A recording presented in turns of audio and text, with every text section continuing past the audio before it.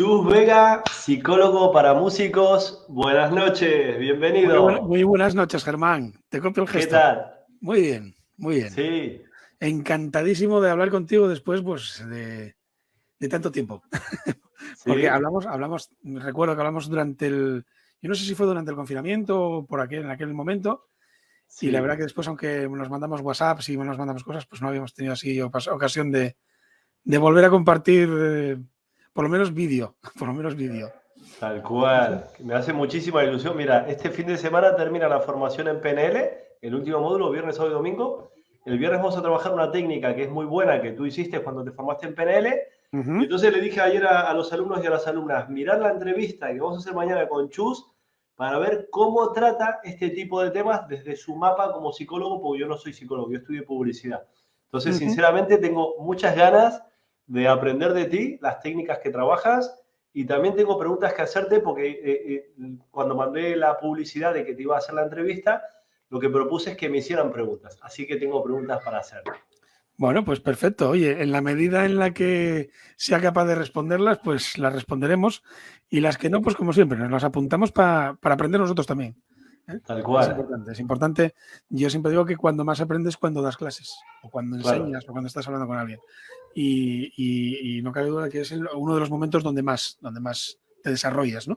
Que es cuando te hacen preguntas y dices, uy, pues esto, o sea, mira, Claro. yo así no me lo había planteado. A ver cómo tal, ¿no? Entonces, bueno, cuando quieras, dispara y aquí estamos.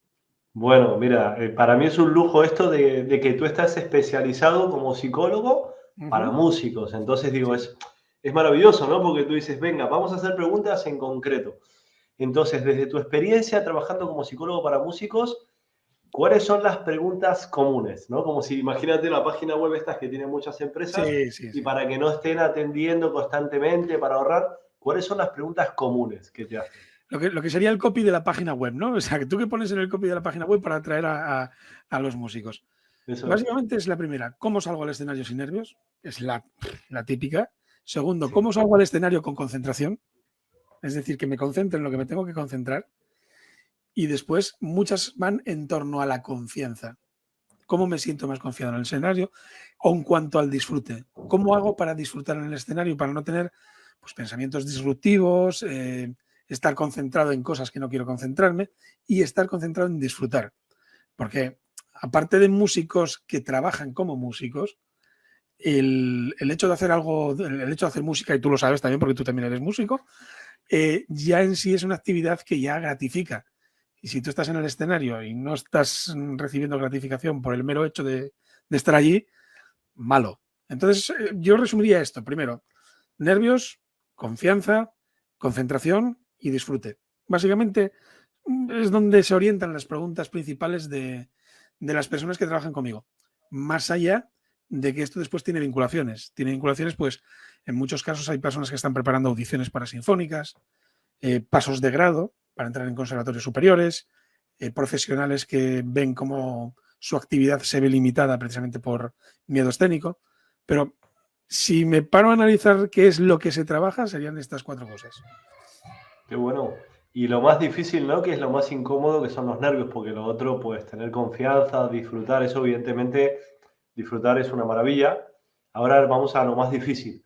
¿Cómo tú ayudas o acompañas a las personas con las que trabajas, en este caso músicos, para poder, vamos a decir, gestionar los nervios, ¿no? Sí, fíjate, no me quiero poner muy exquisito ni muy técnico, ¿eh? Ni hablar mucho de corrientes psicológicas ni todas estas historias porque entre otras cosas estamos comunicando y hay que también ser sensible a la gente que te escucha y no pegarles aquí la chapa de su vida. Resumiendo, intentando ser lo más concreto y mínimo posible. Yo trabajo con la corriente psicológica que estudiamos en prácticamente en todas las universidades de España. Sé que, por ejemplo, en Argentina pues estudia más psicoanálisis. En el caso de España, Europa en general, se estudia muchísimo una corriente que se llama cognitivo-conductual. Son importantes las palabras. Es decir, trabajamos tanto los pensamientos como las conductas. Entonces, cuando estamos en una situación de salir a tocar o de exposición pública, porque básicamente esto de los nervios, y estoy resumiéndolo en nervios, porque muchas veces lo llaman ansiedad escénica, miedo escénico, hasta pánico escénico llega a escuchar. Todo esto al final no deja de ser una fobia social, que es un miedo a ponernos delante de unas personas a hacer una actividad, en este caso música, claro, y sentir o percibir o interpretar que estas personas nos van a evaluar. Esto es el miedo escénico, básicamente, ¿no? Entonces, claro, desde esta perspectiva que yo trabajo, que es la perspectiva cognitivo-conductual, trabajas tanto lo que piensas cuando vas a salir a esa situación, lo que piensas cuando estás en esa situación y después qué conductas te generan esos pensamientos. Conductas, véase conductas y emociones después, evidentemente, o a la vez. Entonces, hay como trabajamos con un esquema que llamamos el esquema ABC, que es situación, pensamiento y conducta y emoción que se genera en esa situación. La situación no la podemos cambiar, es la que hay. La situación es la que tienes. Te tienes que tocar y tienes un concierto, no hay más. Las emociones directamente tampoco las podemos cambiar. Y las conductas directamente tampoco. ¿Dónde podemos trabajar? Sobre todo los pensamientos. La parte de pensamientos, que es lo que principalmente se empieza a trabajar. Para esto, pues tenemos una batería de herramientas increíble. O sea, tenemos muchísimas herramientas que, fíjate, para tus alumnos de PNL, ya que yo estuve contigo haciendo PNL también, porque además aprendí muchísimo, era una de las cosas que yo tenía ahí en la cabeza de hacer. Se trabajan lenguajes distintos, pero herramientas comunes. Es muy simpático, ¿no? Porque lo que, por ejemplo, en PNL llamamos anclaje, ¿no? Llamáis anclaje, en psicología cognitivo-conductual llamamos asociación, o estímulo-respuesta, o llámalo como quieras, o condicionamiento, ¿vale? Entonces, si es que además son la misma realidad. Lo que, por ejemplo, en PNL pueden ser técnicas de imaginación, en la parte de psicología cognitivo-conductual se llaman visualizaciones, que también en PNL se utiliza el término visualización.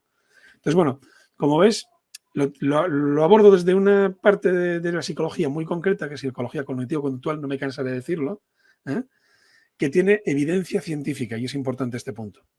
Nosotros, pues, prácticamente interpretamos que cada persona que nos llega para trabajar es un caso que hay que investigar. Entonces, lo recibes, pasas primero una entrevista, evidentemente, para tener un poco de contexto de cómo está la situación, pasas una serie de herramientas de test que ya te indican si predomina la parte corporal, si predomina la parte de pensamientos, si predomina la parte emocional, te lo dan. O sea, ya son esas herramientas estandarizadas, comprobadas, verificadas y además específicas para músicos, que es lo que no sabe la inmensa mayoría de la gente, ¿no? Y a partir de ahí ya empezamos a trabajar, evidentemente, pues por donde más rápido podamos conseguir el beneficio para la persona. Madre, no quería ser tan intenso, ¿eh? No, Parece que me encanta. Me parece que me pasé de intensidad para la primera pregunta que te respondo. No, es que me encanta, claro, porque esto mismo pasa con personas que tienen, imagínate, yo suelo dar el ejemplo con el gato negro, ¿no? Aparece un gato negro. Entonces, ¿qué es lo que tú dices? Es como el escenario. Entonces, una vez que tienes el gato negro, ¿qué pensamiento se activa? Por lo visto, es un gato. Luego es negro. ¿Qué significa para ti? Es decir, ¿cuál es el significado? Igual que el escenario. Igual. Entonces, claro, qué emoción, qué comportamiento se activa a partir de entonces, y entonces vamos a trabajar el pensamiento, y entonces estamos en el pensamiento ahora, ¿no? Como igual que decía Buda, todo surge en la mente. Entonces, trabajando el pensamiento, si puedes regalar algunas técnicas, algunas... Mira, lo principal, fíjate que además yo las tengo preparadas aquí, siempre lo hago. De hecho, los pacientes que trabajan conmigo en la segunda, tercera sesión, yo ya saco las gafas. Saco las gafas y digo, mira, ahora mismo tenemos una situación y mi trabajo es el siguiente. Voy a utilizar una de esas metáforas que tanto nos gustan en PNL y que son tan tremendamente útiles cuando estás trabajando con personas porque llegan donde las palabras con razonamiento no llegan. No sé si me explico. Entonces yo siempre pongo la siguiente metáfora. Tú ahora mismo estás viendo, cuando tú te subes al escenario, estás interpretando la realidad con unas gafas que tienen un color negro. Y no entiendes otra realidad más que esta. Sales al escenario, lo voy a pasar mal, tengo experiencias anteriores que verifican, que comprueban, que generalizan que voy a pasarlo mal y no hay más. Y estás ahí dándole vueltas y no te saco de esos pensamientos. Mi trabajo consiste en lo siguiente, en hacer que poco a poco seas capaz de ver la realidad con otras gafas. Qué bueno. No hay más. Entonces mi trabajo es que te quites esos pensamientos. A mí, mira, prueba estas gafas. No. Pruébalas. Que no, mis pensamientos. Permítete probarlas. Venga, un poco.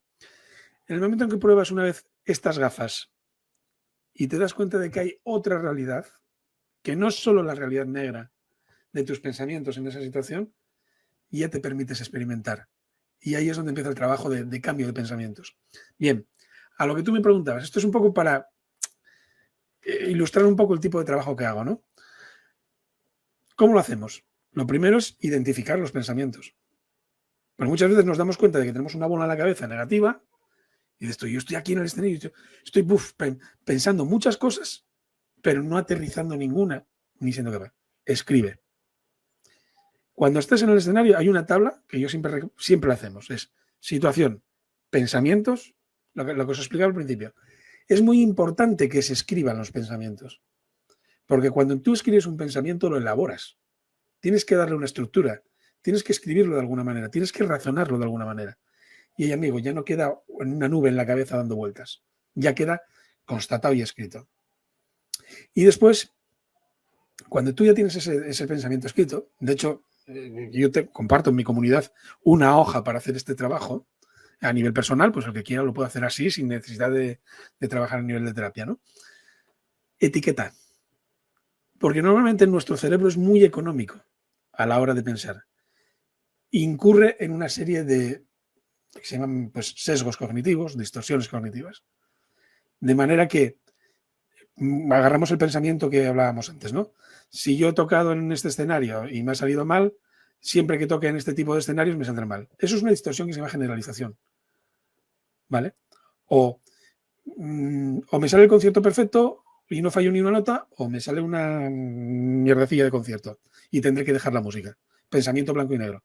Nuestro cerebro economiza terriblemente. Entonces, por partes. Primero, identifica tus pensamientos y escríbelos. Y segundo, cógete una tabla de sesgos cognitivos, que se llaman, que de hecho, o distorsiones cognitivas, que de hecho los músicos los tenemos muy localizados, hay 11, 12 nada más.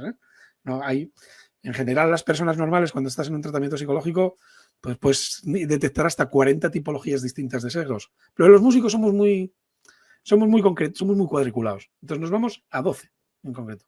Generalización, blanco y negro, racionalización, magnificación, o sea, son muy concretos. Los pones una etiqueta y empiezas a decir, vale, mira, yo tengo esto. ¿Qué pasa? Que ese trabajo mental simplemente ya estás trabajando sobre el pensamiento. Y la próxima vez que te subas al escenario ya te vas a dar cuenta, no, pues mira, ahora estoy exagerando. No es para tanto. Hay un trabajo, ¿eh? O sea, ojo. Pero como primer tip que tú me preguntabas, escríbelo y clasifícalo. Escríbelo y clasifícalo. Eso ya te va a dar mucha paz mental a la hora de gestionarlo. Después hay más cosas para hacer. Hay un proceso que se llama reestructuración cognitiva que lo que hace es, en sucesivos pasos, hacer que cuando acabe ese proceso estés con las gafas amarillas y hayas cambiado ese pensamiento. Claro, cuando cambias el pensamiento, cambia tu disposición a la hora de salir, cambian tus emociones y sobre todo, y lo más importante, todo tu cuerpo también cambia. Porque todo esto viene por la parte corporal. La gente cuando aterriza no te dice, es que tengo pensamientos negativos. No, la gente te dice, es que me tiemblan las manos cuando toco el violín, me tiembla el arco. Es que noto que la gente me mira porque la boquilla del clarinete me tiembla. Es que los trompetas no encuentro la postura de la boquilla. Las cantantes es que se me cierra la voz, se me bloquea la garganta. En general, todos los instrumentos de cuerda, la mano derecha del arco. O sea, cosas muy, muy concretas que ya te vienen ahí. Oye, como te den contestaciones tan largas, Germán, no sé si acabaremos a las 12 de la noche. No, a mí sinceramente no me parece largo porque estamos hablando de la mente. La mente es muy compleja y me gusta mucho vamos a llamarlos, me gusta la palabra mapa, ¿no? Utilizo como recurso la palabra mapa. Entonces, es como que tú tienes un mapa para trabajar. Llega la persona y lo que dices, mira, están estos 12, ¿cómo le llamabas? Distorsiones, sesgos, hay muchas maneras de llamarlos, ¿eh? Vale, tienen diferencias entre ellas, pero bueno, quedémonos con, vamos a llamarlo distorsiones cognitivas, que es la manera en que la mente economiza para ahorrar tiempo y explicarse las cosas, ¿vale? Claro. Vale, lo estoy apuntando para luego que no se me vayan las palabras. Vale, entonces, tú dices, tienes un mapa que dentro de la categoría de la música dices 12 distorsiones cognitivas. Luego decías, si estamos hablando a nivel personal, puede haber hasta 40. Entonces, eso ya es un mapa que me parece muy interesante porque tú le ayudas a la persona a que de alguna manera se reconozca dentro de una de esas distorsiones. Es como dice, ¿conoces las 11 creencias irracionales? Como no me digas un apellido más, ¿de quién? Las 11 creencias irracionales. Ya es que lo tendría, es que ahora no, hace años a ver, 11, luego lo busco, ¿vale? Cuando estés ahí Pues con otra. me lo mandas por WhatsApp, que me interesa, ¿eh? Sí, es que me parece súper interesante porque luego ya, no importa, no me quiero entretener con eso, pero es súper interesante también de un psicólogo que hizo las 11 creencias irracionales, entonces la gente se da cuenta de qué creencias se trata. Entonces lo que tú dices, dentro de las distorsiones, en qué distorsión está, es como darnos cuenta de lo que no nos damos cuenta. Se da cuenta ahí y cuando sale a tocar, está reconociendo que esa es una creencia limitante y entonces ahí para mí viene dentro de ese siguiente paso lo que tú llamas reestructuración cognitiva. Entonces, La reestructuración lleva más tiempo, ¿eh? O sea, ya te digo, es no solo identificarla, sino después ir trabajándola con una serie de preguntas. Tú date cuenta, yo cuando trabajo con un cuaderno de trabajo compartido en OneDrive o en OneDrive. Y entonces esta persona escribe esos pensamientos en esa situación y yo voy haciéndole preguntas sobre esos pensamientos. Él va contestando esas preguntas y cuando acaba el proceso de reestructuración, yo borro todas mis preguntas y nada más le queda el texto con sus respuestas. Entonces, si sigue todo el texto, va viendo cómo su pensamiento inicial era de una estructura y cuando llega al final del texto, se da cuenta y dice, coño, cambió. Esto ya no es lo que era. Pero hay un proceso de preguntar, de repreguntar, de capturar estos indicadores. Por ejemplo, cuando te dice alguien, es que todo me sale mal. Claro, es una generalización. ¿Todo? Todo. Los magnificadores, esta serie de modificadores universales que llamamos, ¿no? Nunca consigo esto, siempre tendré problemas. Estas palabras yo en cuanto las escucho, los violas me van a disculpar, pero yo escucho un unísono de violas, ellos saben por qué lo digo. Es una broma típica de violistas. Escucho eso, me canta, lo mismo que te pasará a ti también. Y además es algo simpático porque normalmente cuando trabajamos esta sesión de explicar un poco sesgos cognitivos, acaba la sesión y muchas veces me mandan un WhatsApp al día siguiente mis clientes y me dicen, oye, hoy en la cena estuve analizando estos modificadores universales de mi pareja. Y es que, coño, me doy cuenta de que cómo economizamos a la hora de hablar. Tal cual. Cómo resumimos, cómo no contamos la verdad completa, siempre la segmentamos. O sea, lo que decías que el mapa no es el territorio, volviendo a la PNL, es tal cual. Es tal cual. Y con los sesgos se demuestra que tengo un mapa muy sesgado de la realidad. Sí, qué bueno. Y esto que estás comentando en la PNL se llama el metamodelo del lenguaje, que es cuando hablamos, lo mismo que tú dices, generalizamos información, que es como siempre, todo. Luego omitimos información, que es lo que tú dices. Para economizar, estamos omitiendo información. Y luego distorsionamos. Por ejemplo, ahora llegan las elecciones. ¿Sí? Entonces, imagínate que alguien dijese, todos los políticos son iguales. Eso significa que ha conocido a varios políticos que tienen un mismo patrón y ya se anima a hacer esa distorsión de la realidad. O sea, que es lo que tú dices, se ha quedado con unas gafas, por eso me gusta mucho la metáfora que has utilizado, y luego dice, a ver, prueba con estas. Date cuenta que no todos son iguales. Y aparte de haber una distorsión, también hay una generalización. Todos son iguales. Y hay una omisión. Todos los políticos son iguales. ¿En qué? Los políticos, ¿de dónde? Claro, ¿De qué partido? No. Falta mucha información. Yo, fíjate, eso ya lo estaba utilizando y cuando en el partition que hice con vosotros, con IPH, y además que te tuve a ti de monitor, te tuve a ti de facilitador, me di cuenta, digo yo, coño, esto del metamodelo de lenguaje es justo lo que estamos haciendo. O sea, es lo mismo. Vamos a ver. En psicología hay muchas cosas comunes. No podemos negar. Vamos a ver, yo ahora me pongo a mirar esta corriente filosófica que está tan de moda, que está todo el mundo con el estoicismo. Ahora parece que ahora tenemos que ser todos estoicos. Que ojo, que me parece muy correcta. Y digo yo, pero si mi corriente psicológica cognitivo-conductual bebió de esa fuente, básicamente.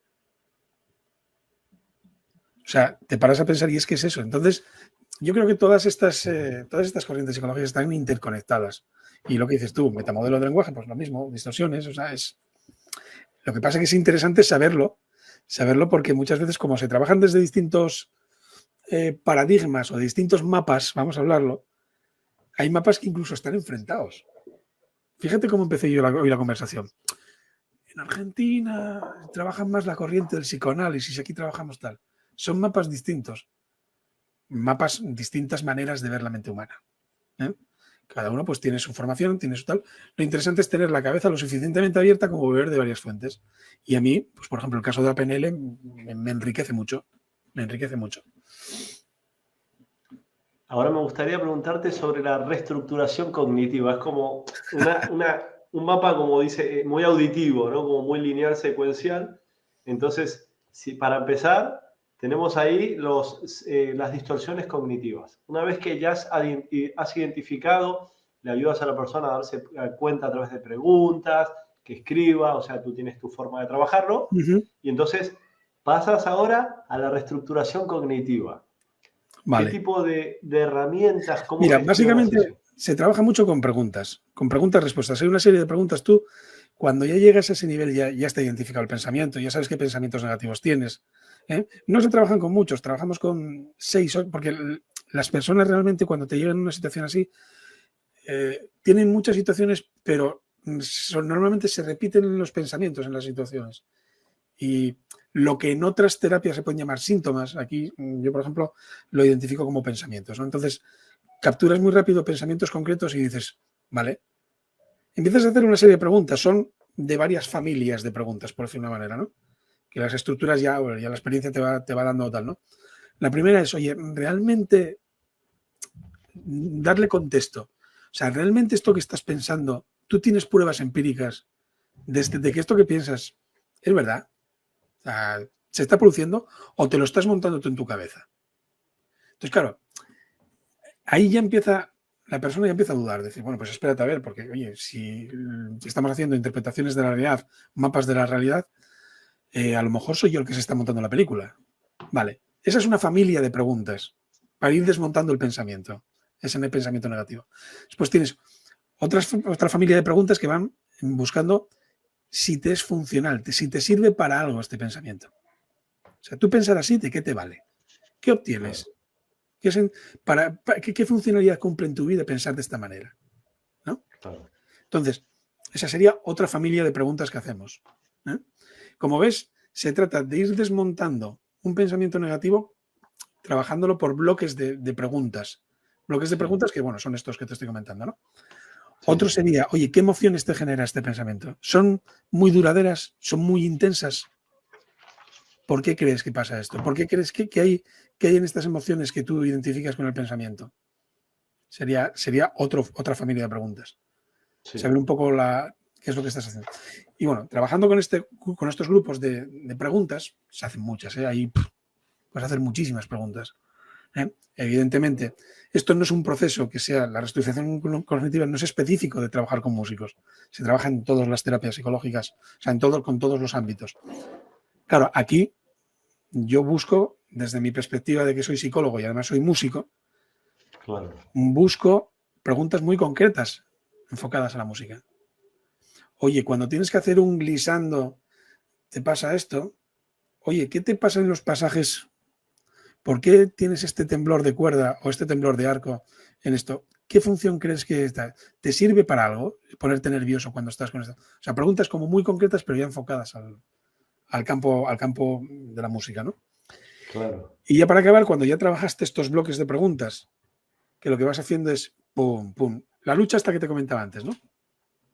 En ese momento es la lucha. Al final, cuando racionalmente vas desmontando esos argumentos que están muy enquistados, pueden estar muy, muy abajo. Cuando ya vas llegando a que la persona vaya entendiendo cómo piensa y qué errores de pensamiento se está cometiendo, a partir de ahí lo que haces ya es, vale, tenemos este pensamiento negativo, lo pasamos por toda esta historia, ahora vamos a pensar qué pensamiento podemos sustituirlo.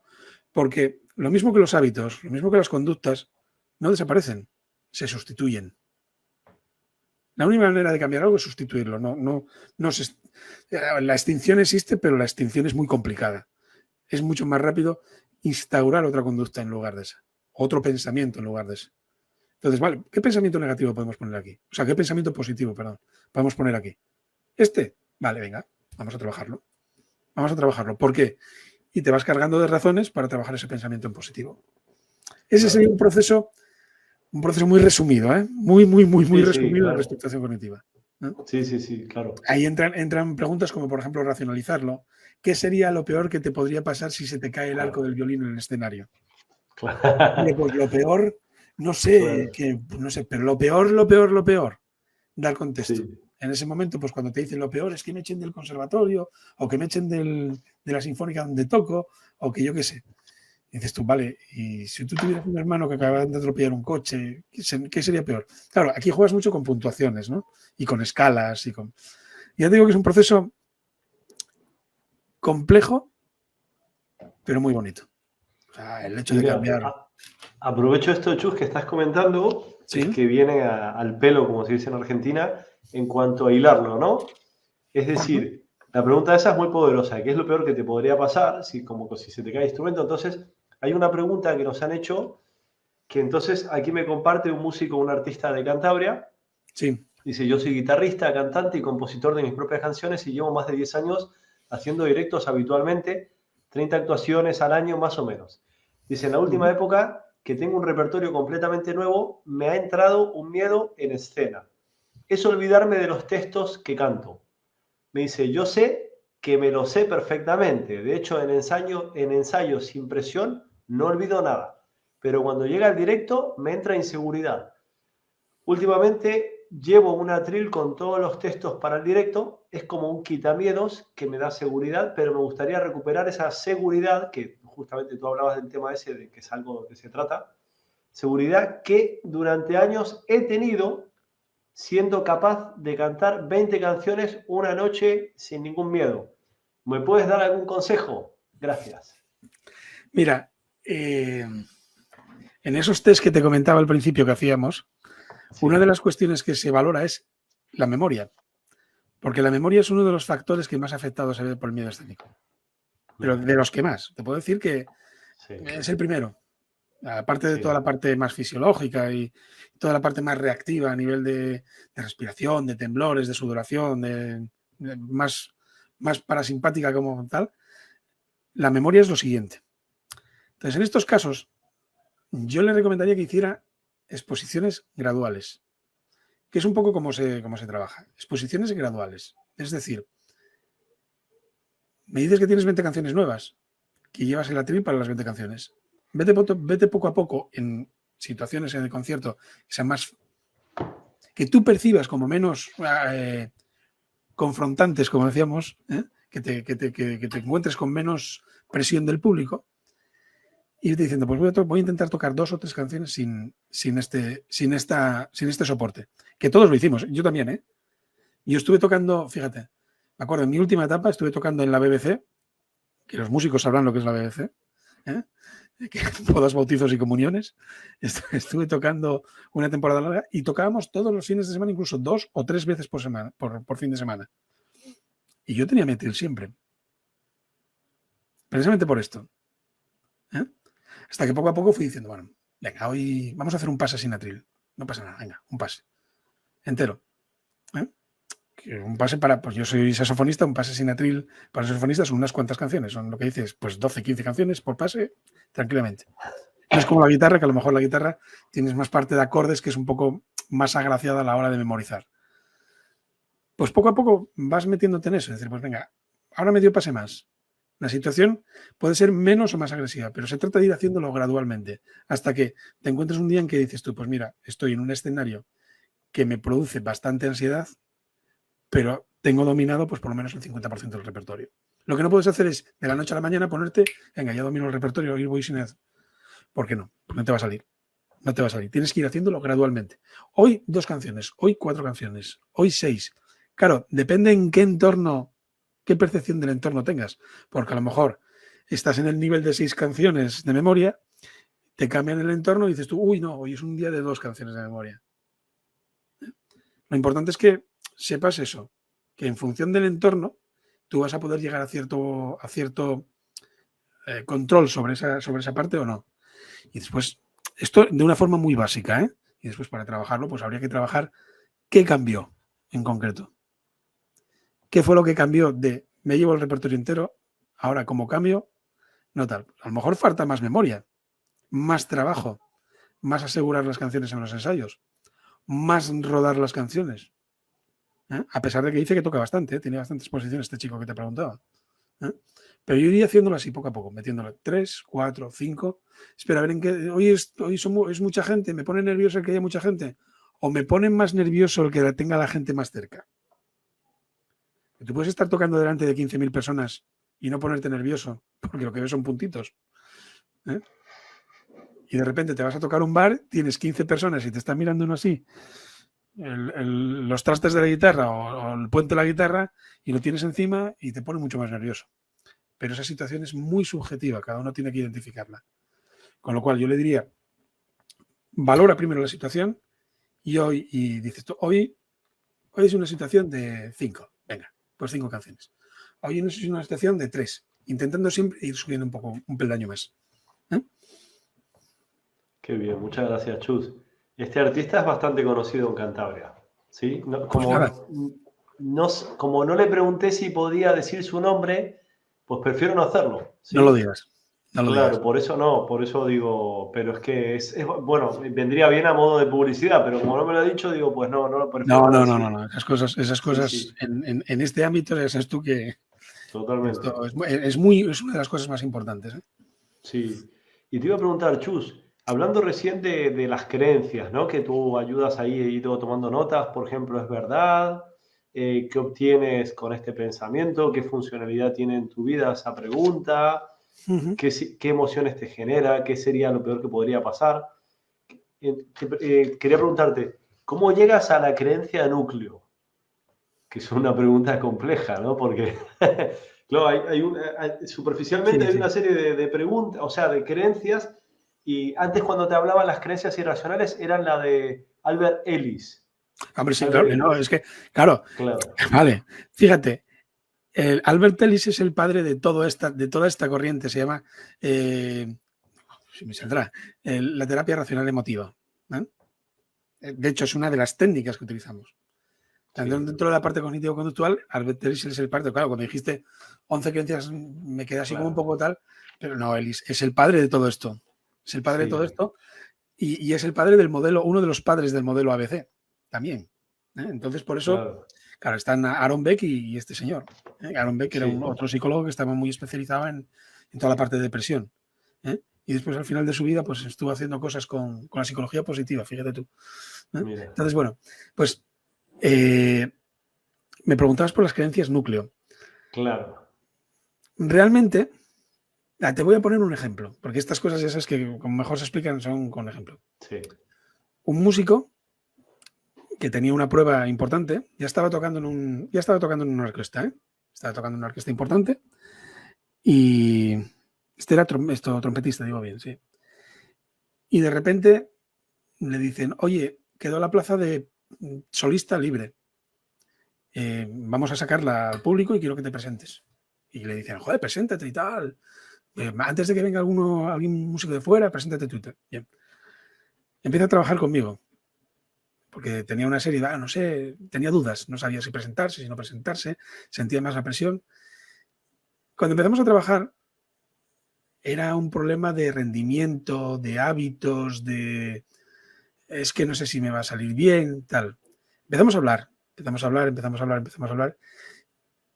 Y no fue casi hasta la última sesión previa al concierto, a la prueba, cuando trabajando con un balance, con la típica balanza de, oye, ¿qué pasaría si tú superases la prueba y fueras el solista principal, el trompetista principal de esta sinfónica? ¿O qué pasaría si no la pasases, ¿no? Empezamos a trabajar en esa situación y de todas las cosas que ahora sí, ahora no, ya no era un miedo o unas ganas de superarlo. ahí detectamos, es que explicarte una técnica concreta para detectarlo es muy complicado porque salen los diálogos.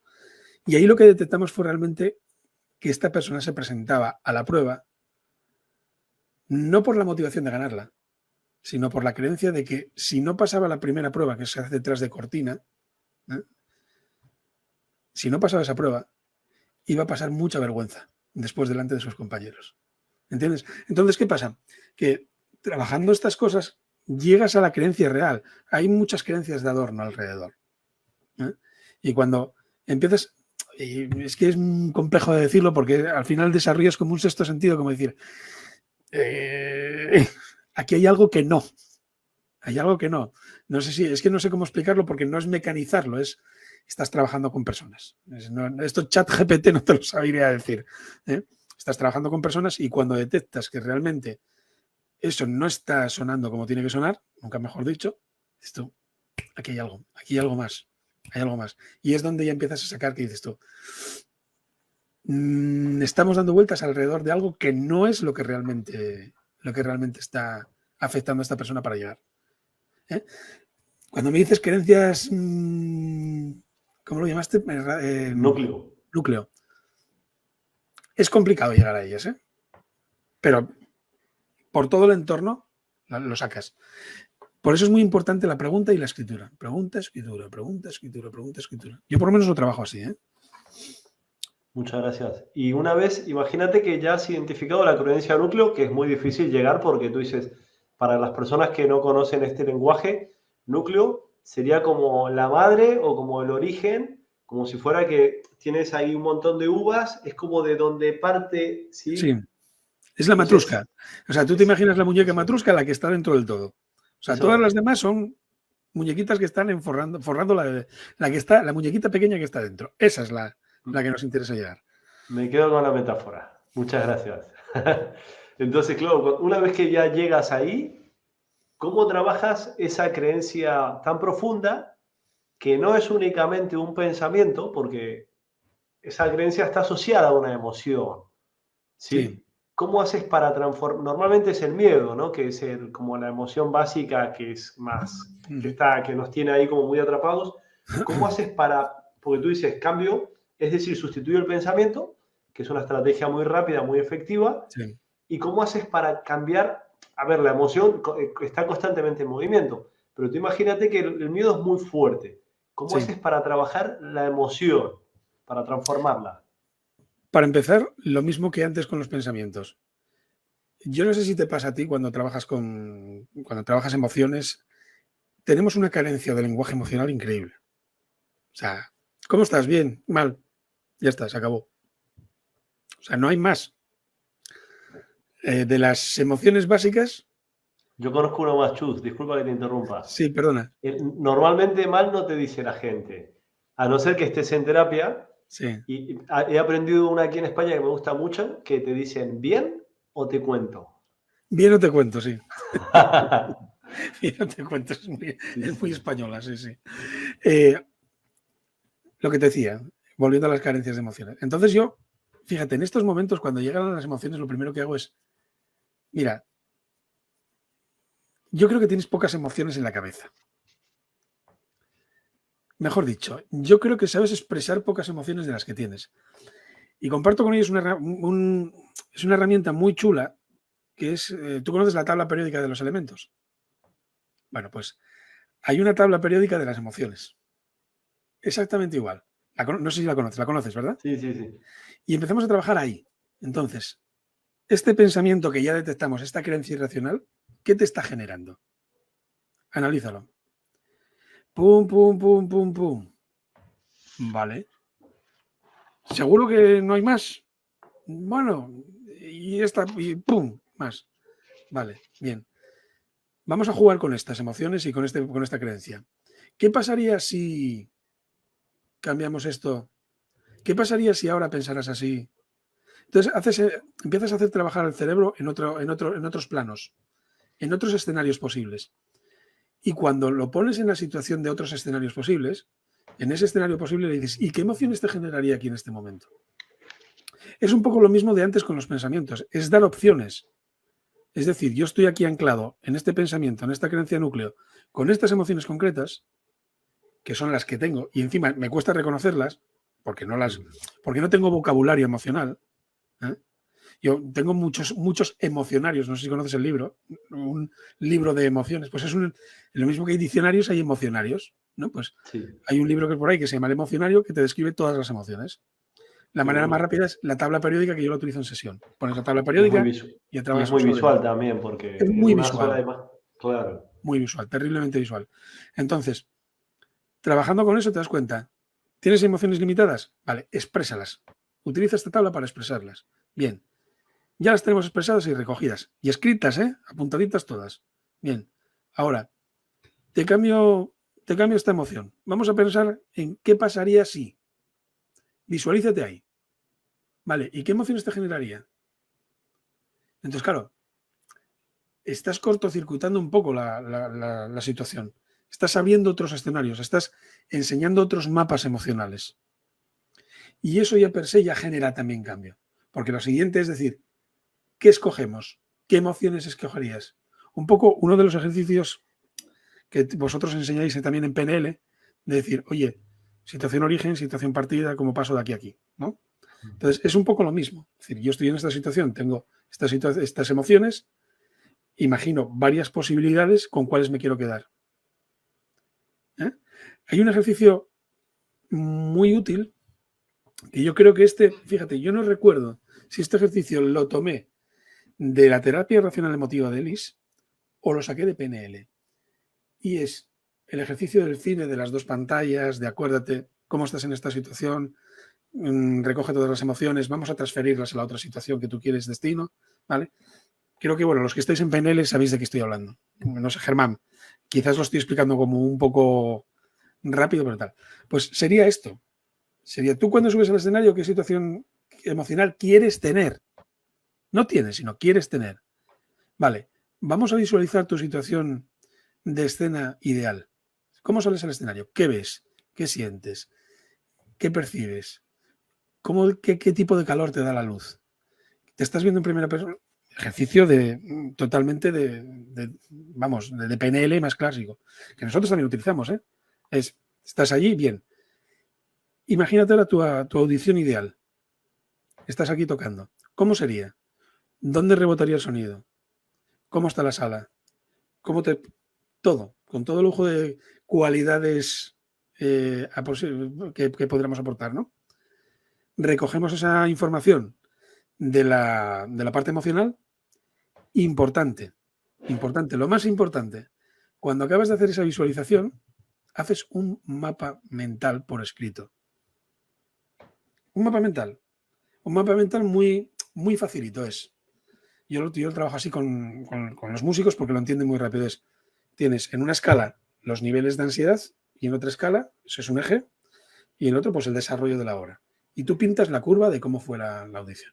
Y apuntas, ¿no? Haces anotaciones.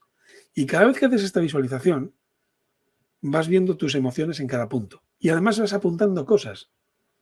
Tengo que acordarme de llevar agua a tal, en este compás tengo que ponerme de tal. Aquí voy a hacer un giro, voy a mirar a la pianista, aquí tal. ¿Qué pasa? ¿Qué estás haciendo? En el caso del miedo escénico aplicado a una actuación, lo que estás haciendo es hacer la actuación. Estás haciendo la actuación y previniendo imprevistos. De manera que cuando sales en vivo a hacer la actuación, tú esa situación ya la viviste cientos de veces. Entonces, perdona que me haya ido de las emociones a esta visualización, pero es que es justo. O sea, date cuenta que yo trabajo en ese ámbito. En el ámbito de tengo emociones muy fuertes. Cuando salgo al escenario, ¿cómo hago para salir con otras emociones?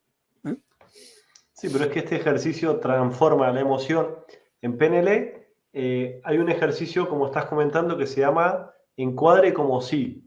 Exactamente, justo. Es que no me acordaba el Sí, nombre. Yo lo llamo, creo que es el de las dos pantallas del cine, me parece, algo así. El de cambiar los colores, las submodalidades y toda esta historia, ¿no? sí, ese es que dentro del lenguaje de PNL, mira, algo que lo primero que empezaste a comentar desde el lenguaje de la PNL es la buena formulación de objetivos. Es decir, Exactamente. defines cuál es el objetivo, cómo te quieres ver cuando lo hayas conseguido, qué imagen tienes de ti, cómo te ven los demás. Es decir, vamos a lo visual, lo auditivo, ¿qué te dices a nivel interno ahora que ya lo has conseguido? ¿Sí? Siempre imaginando como si ya hubiera terminado el concierto. Es decir, que esto ya ha terminado de decir, hostia, es como ya generar la sensación de éxito. Luego lo que decías, ¿cómo te sientes? Que ahí habla las modalidades que tú comentas. ¿En qué parte del cuerpo tienes la sensación? ¿Cómo es la sensación? Si tiene algún color. ¿La sensación está quieta o se mueve? Entonces estás creando todo eso. Y luego hay una línea de tiempo que te imaginas que ya lo viviste. O sea, me encanta lo que estás contando, por eso digo, que guay, ¿no? Aplicado a la música y con el detalle, por supuesto, que yo no conozco, que tú estás describiendo, me parece muy interesante, pues yo no me dedico ni a hacer técnicas para músicos. Por eso digo, qué bueno. ¿Y cómo le haces el gráfico? Yo trabajo con música, pero claro, yo trabajo con percusión africana, que no tiene nada que ver. O sea, esto no es nada tan profesional, tan estructurado como de repente decías. En ese momento me giro, miro a la pianista, me encanta, ¿no? Porque es que es todo como muy, Además, muy mental, ¿no? fíjate, me he encontrado con músicos que después de trabajar conmigo hace tiempo, tienen el mismo concierto, te imaginas, y conmigo estuvieron preparando una audición para entrar en una sinfónica imagínate, en un momento concreto hace mucho tiempo, ¿no? Y se encuentran con que las obras para entrar en otra sinfónica después de 3 años son las mismas. Tienen el mismo, porque se repite mucho, ¿eh? Tienen la misma obra, tienen los mismos extractos, tienen el tal. Bueno, pues cogen su mapa mental dibujadito en una 3, lo sacan, se lo ponen delante y lo único que tienen que hacer es decir, ¿cómo he cambiado yo en estos 3 años? Vale, ponen el mapa y dice, contra, esto yo ahora ya lo sé hacer, ya he evolucionado. Voy a modificar el mapa mental y voy a visualizarlo y a trabajarlo con lo que yo he avanzado en estos 3 años musicalmente. Y cambian un poco el mapa mental, pero les vale. Ya lo tienen ahí, ya conocen esa ciudad musical, esa obra, ya la conocen. Claro, sí, sí. Swish, el ejercicio que tú comentabas antes también, que se trabaja Exactamente. con 2 imágenes. El Qué switch, bueno, exactamente. El switch. qué bueno. Pues mira, estamos en el punto de reestructuración cognitiva. ¿Cuál sería el siguiente paso? Yo estoy emocionado, digo, qué bueno la estructura que tiene, me encanta. Sí, porque tiene todo como muy bien organizado, todo como muy No, pero metódico. entiéndeme, no siempre se sigue así, ¿eh? O sea, depende un poco también. Es decir, esto no es un programa cuadriculado que sigas exactamente igual siempre con todos los músicos. Cada uno es un poco por eso la cualificación o el triaje inicial que hacemos con esta entrevista o con estos test iniciales. Es un poco lo que te da, a ver, ¿por dónde empiezo? Este músico tiene más necesidad de la parte fisiológica, necesita trabajar más pues técnicas de mindfulness a lo mejor, porque lo que le hace falta es trabajar la concentración en escena. Entonces tú pues tienes que orientarlo. No, pues este es mental. Vale, este tiene la parte mental más, hay que trabajar más la parte mental. Pues trabajas más la parte mental o la parte emocional. Pero normalmente la parte emocional siempre se trabaja posterior a la mental. Siempre están muy asociadas. ¿Eh? Y siguiendo un poco la línea de lo que decías, vale, venga, estamos en la parte de reestructuración cognitiva. ¿Cómo sería el siguiente paso? Trabajar este punto, decir, venga, vete haciendo exposiciones sucesivas. Ahora que ya tenemos más o menos la parte mental y la parte emocional trabajada, vete haciendo esto que estábamos haciendo de las visualizaciones. Hay una cosa que llamamos, en psicología en general se llama, no es específico del tema de los músicos, se llama unidades subjetivas de ansiedad, USAs. Entonces, eso a mí me da una escala, es un termómetro. Entonces, yo trabajo contigo. Imagínate que descríbeme 5 situaciones que te produzcan ansiedad. Y gradúamelas de 0 a 100 entre la que te produce menos ansiedad y la que más te produce ansiedad. Y en función de eso, pues ahora escríbeme los pensamientos de cada situación. Ahora etiquétame esos pensamientos. Y ahora vamos a trabajar sobre los pensamientos. Venga, ya está todo esto trabajado. Ya tenemos pensamiento positivo generado en cada una de esas situaciones. Bien, vale, muy bien. Ahora ya tengo pensamientos positivos, pero sigo subiendo al escenario y me sigo poniendo nervioso. Vale, joder, pero bueno, venga, ya tenemos los pensamientos positivos por lo menos ahí. Venga, ¿qué hacemos ahora? Vale, pues vamos a coger gradualmente, que era un poco lo que le comentaba al chico de las partículas en el atril, y vamos a imaginarnos primero la situación que menos ansiedad te produce. La que tú tienes marcada de 0. Normalmente son 5, yo pido que trabajen sobre 5 situaciones para que conozcan la herramienta y después ellos ya vayan trabajando, ¿no? Entonces, la primera situación suele ser una situación de en torno al 50-60 de ansiedad, 50-60 USAs. Venga, estamos aquí. Vale, pues ahora Simplemente lo único que tienes que ir haciendo es, vamos a imaginarnos esa situación. Inicialmente lo hacen conmigo. Venga, imagínate, haces un poco de técnicas, un poco de sugestión, primero una relajación, y te pones en esa situación de escenario y tú vas sugestionando con sus modalidades y vas describiendo el paso a paso de de esa audición en concreto, ¿no? Y vas preguntando, vas chequeando, vas metiendo el termómetro. Esto es como cuando vas cocinando un pollo que tú metes el termómetro a ver cómo va, ¿no? Ya, pues lo mismo. Oye, en este momento, ¿cuántas unidades subjetivas de ansiedad tienes? No, tantas. Vale, venga, seguimos. Venga. ¿Y ahora? Ah, no, 60, 70. Vale, venga. ¿Y ahora? 80. Bien. Yo voy anotando. Yo me voy haciendo la situación y anotando. Bien. Ya tenemos cartografiado esa situación. Ya la viviste. Entonces, hay dos maneras de trabajarla. La que te explicaba antes con el mapa mental, que es para obtener información de esa situación, y esta que es para exponerte ya a la situación. Entonces, cuando ya te estás exponiendo a la situación, de lo que se trata es de que tú, según vas viviendo esa situación en vivo, cada vez que repites la visualización, las escalas de ansiedad bajan. Bajan, poco a poco. ¿Qué pasa? Que cuando, por ejemplo, una situación de 50, que empezó con 50, con 60 usas, cuando ya la llevas trabajada 6 o 7 veces, te baja a 30. Y vale, muy bien, esta ya está dominada a nivel mental, vamos a ponerla en vivo. Y buscas una situación similar donde puedas expresarla en vivo, donde puedas hacerla en vivo. Ya la viviste, si la has vivido 6 veces ya en imaginación. Cuando la vives en vivo va a haber un pequeño pico, no van a ser 30, van a ser las 60 de iniciales, o las 50 iniciales, pero tú ya estás en vivo. ¿Entiendes? Ya lo estás haciendo en vivo. Ya lo viviste, ya sabes lo que va a pasar, ya. Y eso se trabaja pues progresivamente, de manera que va subiendo gradualmente las usas de cada situación hasta que llegas a la situación que más ansiedad te produce. Esto sería un sistema de exposiciones graduales, primero en imaginación y después en vivo, ¿no? Explicado muy rápido, ¿eh? Estoy explicando las cosas de psicología muy rápidas, porque tampoco es para tener los detalles, ¿no? Es para que la gente entienda un poco cómo trabajamos los psicólogos y cuando nos llaman comúnmente comecocos, cuál es el trabajo realmente de comer el coco que hacemos, ¿no? Es esto, no tiene mayor secreto. De manera que al final el músico se encuentra en una situación que al principio le generaba desconfianza, llámalo miedo escénico, y como ya la ha vivido un mogollón de veces en imaginación, ya ha superado sus pensamientos limitantes, sus creencias irracionales y sus emociones, cuando llega el momento de salir y de exponerse en vivo, gradualmente va superando situaciones hasta que ya pues, ve el escenario no como ese coco, sino como una situación relativamente normal. Relativamente, ¿eh? Digo relativamente. Qué bueno. Muchísimas gracias, Chus, porque nos has regalado toda una comprensión de cómo funciona la mente y el siguiente paso es ir a trabajar contigo. ¿Tú trabajas online también? Yo trabajo online. Sí. Yo principalmente lo que hago es en conservatorios de la zona norte, pues en Galicia, Asturias, Cantabria, hace siglos estuve ahí en Torrelavega, estoy a ver si voy por Santander, que tengo muchas ganas, que tenéis 2 conservatorios además, y la zona de Castilla y León y demás, Navarra también algo, doy talleres de prevención de miedo escénico en los conservatorios, porque no existe esta asignatura de forma reglada en los conservatorios. Y a partir de los 13, 12, 13, 14 años, es cuando los niños, las niñas, los chicos, los adolescentes, ya empiezan a tener problemas de miedo escénico.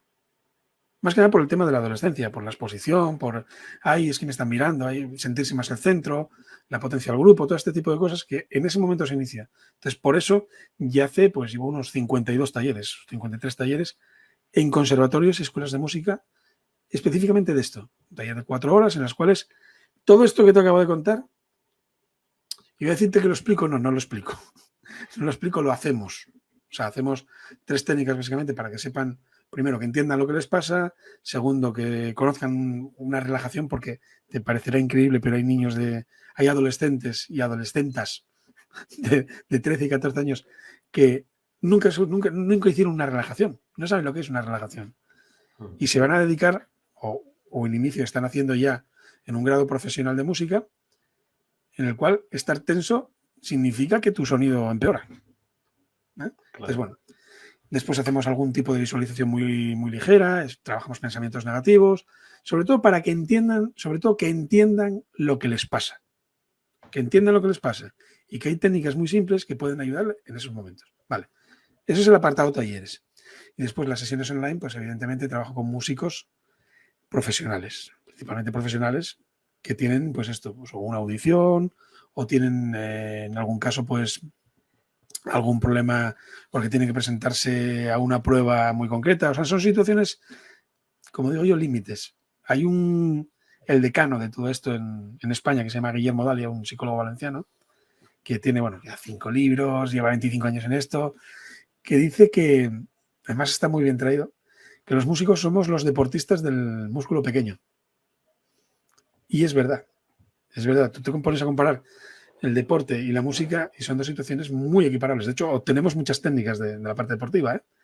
¿Por qué? Porque ¿cómo llamas tú a una persona que está entrenando durante mucho tiempo para, en un acto público, exponer todo lo que sabe al máximo rendimiento? Pues un músico, pues es un deportista de élite. Estamos hablando de deportistas profesionales, ¿eh? Y yo siempre hablo de músicos profesionales. Profesionales o en vía de serlo, ¿eh? Qué bien. Pues me ha encantado. O sea, a partir de ahora, pues para mí es recomendarte a ti porque dentro del mundo de la psicología, con los músicos, pues estoy en el ambiente musical, pues lo tuyo es muy específico. Y eso me Sí, parece muy muy de nicho. claro, porque dentro de psicólogos, pues se han formado lo mismo que tú, pues millones, ¿no? O sea, pero lo tuyo es específico. Tú tienes una estructura muy clara que lo que hace es como llegar con mucha facilidad. Es como el ojo ese de especialista, el ojo clínico que se utiliza. Pues la verdad es que me ha encantado. O sea, que me llevo un regalazo porque digo, a mí me encanta todo esto, comprender la mente y en este caso comprender la estructura. Y me gusta mucho porque la estructura es muy clara. Y luego lo que tú dices, está demostrado científicamente que esto le da más valor todavía, ¿sí? Y lo que tú estabas diciendo, que esto no es que hay que seguir esos pasos, cada persona pues tiene sus retos, sus dificultades, como se le quiera llamar. Y para ti, ¿cuál es el mayor reto dentro de este trabajo?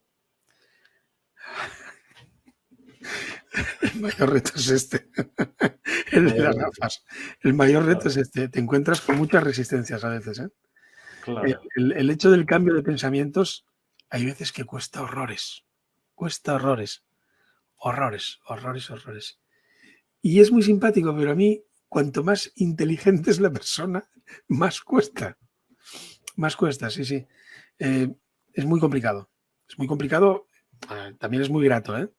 Porque en cuanto ves que, lo que os comentaba antes, que da un poco de permiso, un resquicio para ponerse las gafas, dices, uy, por aquí, por aquí, por aquí, por aquí, por aquí, venga, vamos entrando. Y es tal, pero ves muchas caras en primeras sesiones como de desconfianza, ¿no? Como diciendo, uff, no es esto, uy, esto, uff, esto que me está haciendo, no sé, yo no me creo, o sea, el llegar a la, pues normalmente cuarta sesión, una cosa así, y decir, este ya me cree, este ya se deja, ¿no? Claro, Es complejo, pero claro. muy bonito, muy gratificante sobre todo, cuando estás trabajando con personas y a mí me encanta. O sea, es una cuestión que te aporta mucho a nivel personal, como todo lo que trabajas con personas, ¿no?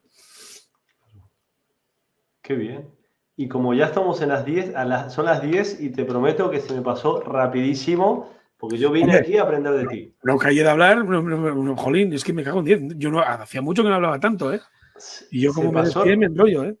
se pasó rapidísimo. Es que es un tema que digo, jo, quiero aprender de Chus. Ya te digo que le dije ahí, mandé a todos los grupos de PNL, digo, aprovecharlo para conocer el mapa desde cómo trabajas tú, que estás especializado en el tema. Para cerrar, ¿qué te gustaría compartir?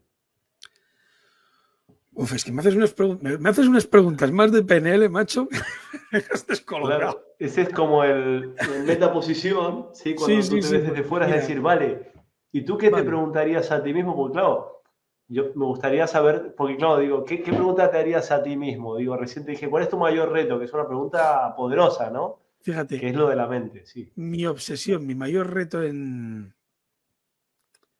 con este trabajo con músicos es cómo aportar lo máximo en el mínimo tiempo posible.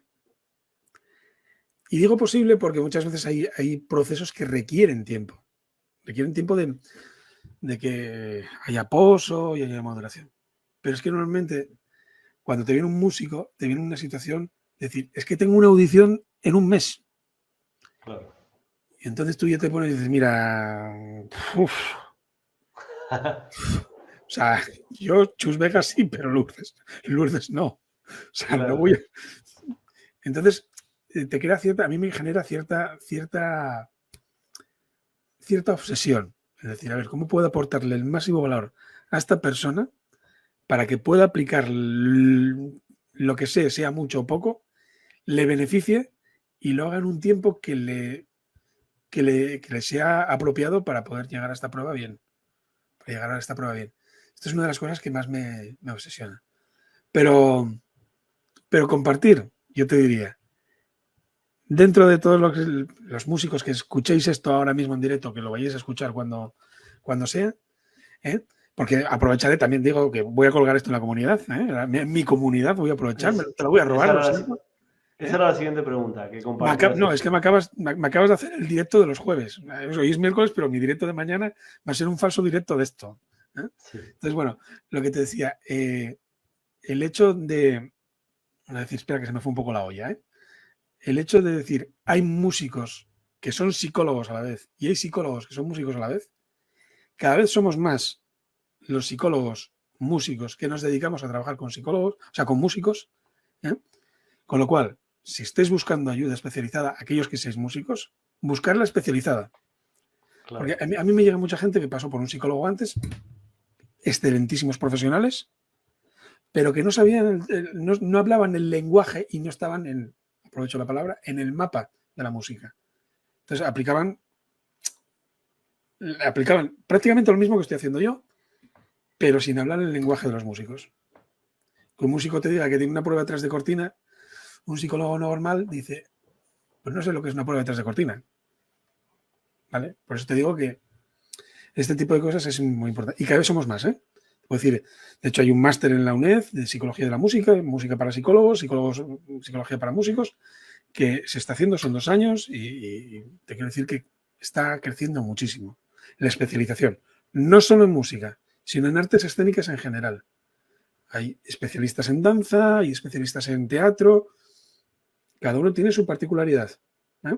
Entonces, si con esta charla conseguimos hacer difusión de que hay este tipo de especialistas, chapó, oye, perfecto. Aquí cuentas con un difusor que trabajo en esto y por eso te digo que para mí es recomendarte a ti con esta información por la estructura que tienes, ¿me entiendes? Porque tú como músico conoces cómo funciona el mundo de la música, te has formado como psicólogo y trabajas especializado en el tema. Por eso te digo, me ha gustado mucho, he ido tomando apuntes de la estructura que tienes, que es muy clara, y con tu estructura como especializado de psicólogo para músicos, llegas con más facilidad al asunto que con otros psicólogos que pueden haber pasado, aunque hayan sido muy buenos, tú ya conoces. O sea, dentro del mundo de la psicología, que es un mundo muy amplio, el mundo de la mente, el comportamiento del ser humano, tú tienes como ya los mapas claros de decir, vale, ya conozco cómo funciona la mente en cuanto al mundo musical, porque ya no es únicamente un tema a nivel individual, sino un tema escénico, ¿sí? Justo.